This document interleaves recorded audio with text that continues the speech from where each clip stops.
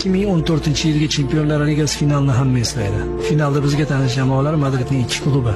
Real bu oqshomni uzoq kutdi. Zidaning afsonaviy gol amalga oshirilgan 2002-yildan buyon qirollik klubi final ostonasiga yetib kela olmayotgan edi. Va bir munchalik tanaffusdan so'ng Ancelotti boshchiligidagi jamoa bu o'yinga yetib keldi. Lekin bahs Atleticoning super o'yini bilan yodda qolgan. Simeone shogirdlari Gadinning goldan so'ng o'yinning asosiy vaqt tugaguncha oldinda bordilar. Qo'llariga televizor pultini olib, hozir hakamning hushtagiga chalinadi-yu, televizorni o'chiraman deb tayyorgarlik ko'rib turgan Real muxlislari hakam tomonidan qo'shib berilgan 3-daqiqa tugayotgan lahzalarda shodlikdan telba bo'lib qolayozishdi. Ramos o'z faoliyatidagi oltin golni yo'llab, zaxirasi maydondagilari bilan ilk chempionligini nishonlashga taraddud ko'rayotgan hamshaharlarini knockdown holatiga tushirib qo'ydi.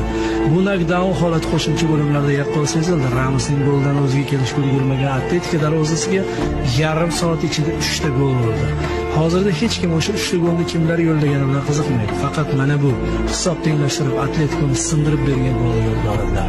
Ramos tayinladi.